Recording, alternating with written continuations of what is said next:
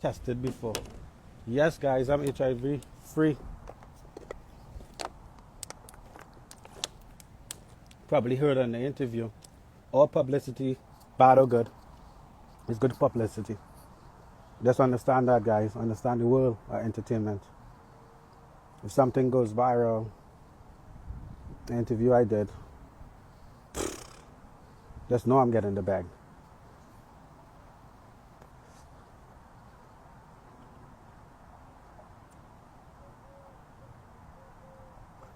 And with my test results in my podcast TV show, I'm gonna drop mines if anybody asks for. But whoever fucks with me knows that I'm clean.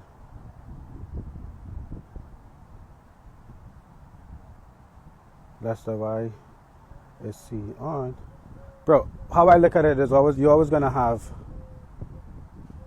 Since I know myself, I always had haters, and the people who love me, I fuck with them.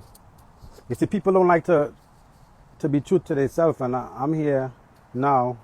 They brought the truth out of me because before he's playing a video on his podcast. Oh, Pandora. Okay, I will go and take a look at that video. Just open up my account and everything there, so I myself, they shouldn't let me come on a podcast and open and get podcast TV because I'm gonna expose every fucking thing I know. Everything I know, I'm gonna expose. Right? America got their to extend, and in the Tasha interview, that's confession, probably out of 10, 6 confession. I haven't even dropped the bombers yet. I haven't said anything and adjust that because, legally, I gotta run it with the lawyers first. If the lawyers said, yes, I could do it, it's your rights, it's your personal life, fuck yeah, I'm gonna drop the bomb. But if I'm dropping the bomb, let me do it on my platform instead of putting money in other people's platform. The Tasha K interview, sassy interview because I use her platform. She has a big platform, a lot of black people, and I will get the message across really, really fast. How I'm looking like I'm in Scorpion? Nah, boy. Nah. I just in some place in the world. Man, so I said that I would come and adjust the interview I did with Tasha K. One, why I'm coming to explain about the interviews because nobody's finna pay me hush money. No matter how much money you giving me, eventually I definitely came to a breaking point. Sure, bro, you could ask me a question. I came to a breaking point where that I'm already out. I'm already, with my girl, we chilling. I'm out of that whole cult. And I'm sitting in my apartment, and then I saw an interview.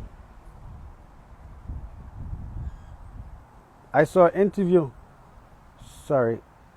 Can I ask you a question? Are you happy? Bro, I'm free. I'm free now. Why? Because I could be myself. And whatever happened to me when I was young, I hide that. I had like a weight on my shoulders my whole entire life. I'm going to talk about that. We're doing some big things. That's why I've been quiet. I'm going to put pen on paper. I'm going to do a documentary about my life. I've been to 64 countries, 14 states, and I'm just going to embrace the journey I've been on as an athlete and retire and the challenges I had to face. Um, just just embracing life. I'm really happy, to be honest, to be myself. I always were myself, but I had something missing of me coming out and talking about my experience. Me being hypersexual, I'm very proud of myself. Whoever is in my circle definitely is proud of me for being brave. And man, and at the end of the day, I'm a victim, bro. So, you know, whatever I've been through when I was young, I hide it with my smile, and I train myself to bury the pain. But eventually in life, you reach a breaking point, I guess. You reach a breaking point where you got to be true to yourself, because it's like a marathon you're running, but you keep ending up in the same place. You you run around the whole world and you end up right back in the same place. So you got to be true to yourself. You got to be true to yourself, and that's a form of development and trying to become a better person, taking accountability that you are not okay, I guess.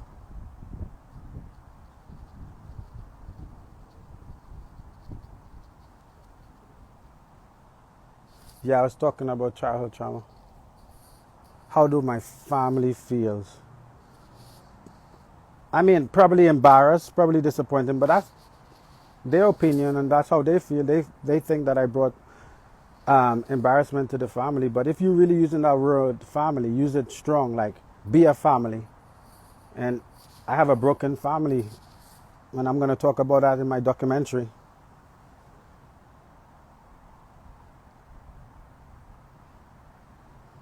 So the only thing is definitely affecting me in this situation is my daughter, man.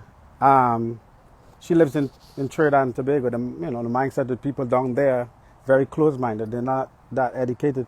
So they will, have mean kids in school. And, man, eventually she's going to come to America. She's an American citizen. And just be in a different environment of just respecting a human being, no matter what, however they look, what is their race, what they like. If they're being nice to you, just respect them.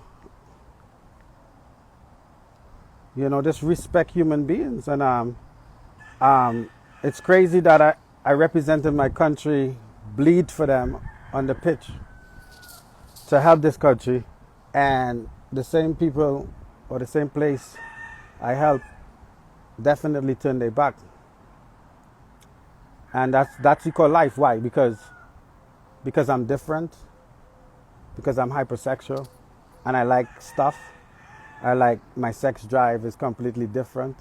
Am I different? No, I'm not. I'm a human being with my needs. So people will judge me. But at this point in my life, from ever since I never listened to anybody's opinion. Because if I listen to other people's opinion and telling me that I wouldn't reach so far in life, man, I went on to live my dream. I was a young boy, hopeless in a dark road in Trinidad and Tobago, and I saw a light of opportunity, and I went on to live in different countries. I never thought I would have experienced all of this, but in reality, I never listened to anybody. And at the age of 35, I'm not going to start to listen to anybody else. What's my biggest fear now, how I speak? Bro, I don't have no fear, bro. To be honest, the fear was not speaking. For me, it's like when I wasn't speaking, I just had a load of like weight holding on me my whole entire life until I relieve it. Like I release it. So I'm much, much, much, much better now. Mentally, physically, I am where I'm supposed to be in life right now for myself now, most importantly. How do you define yourself as a gay bisexual? I mean, a bisexual person is someone who could love, like for a guy, for instance, let me break it down. If I'm bisexual and I'm with somebody, I could love them, I could see them as a woman, but people use the word bisexual different. I am not bisexual, I'm hypersexual, meaning that I will try new things in my sex life and explore.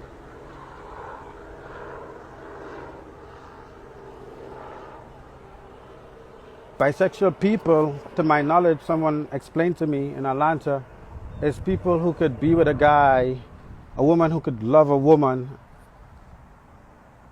and it's the dynamic both ways. They have love. They could wake up every single day with a human being. Me, I can't wake up with a nigga every single day. Sorry guys. I cannot wake up with a guy every single fucking day. Are you guys fucking kidding me? For me, is that I realized I had a problem. My problem was therapy has been football, soccer. And so my whole entire life, I've been playing soccer and hiding the trauma I've been through when I was young. So now when all the noise came off, meaning that when I retire, I see myself in a crossroad where I become bored, I become facing myself. And when I start to face myself, I start facing my trauma. And what I will do is I will go and I used to hide my deepest secret with women, and I hide behind a woman, but then I start exploiting. And I think my first time ever being involved with a guy was with my ex-girlfriend in Europe.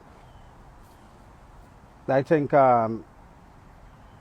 Europeans, they're very open-minded, and obviously we had a threesome with numerous times with girls, and at one time we tried with a guy, we had a threesome, me, her, and the guy, and that's the first time I actually try that. But me seeing myself, I can't see myself waking up every day with a guy. I like pum pum. Pum pum until me done.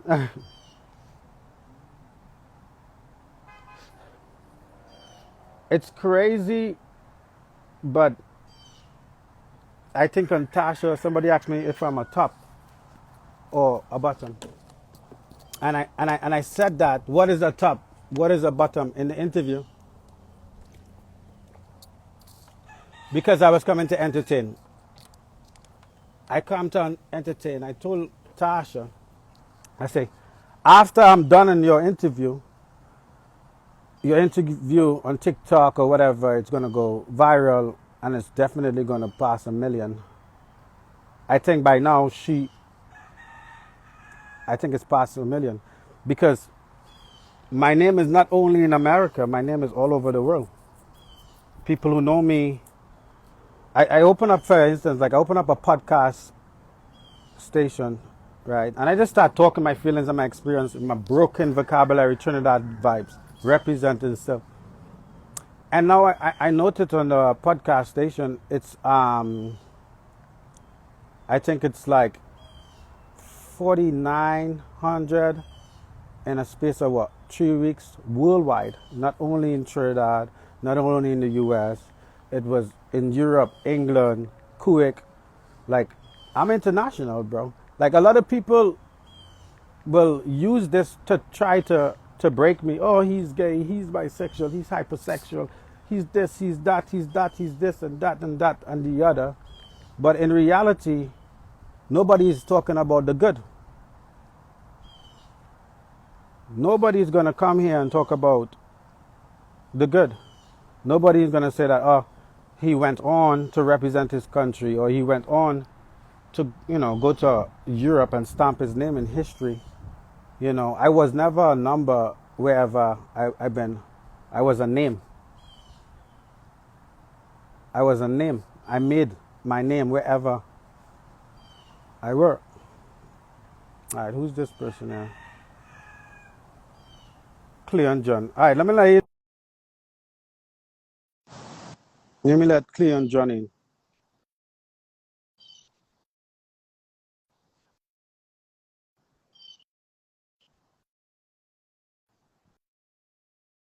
What was the trauma you had to deal with when you were young? Abuse. Um, I'll talk about that in my podcast station. Well, I did mention that.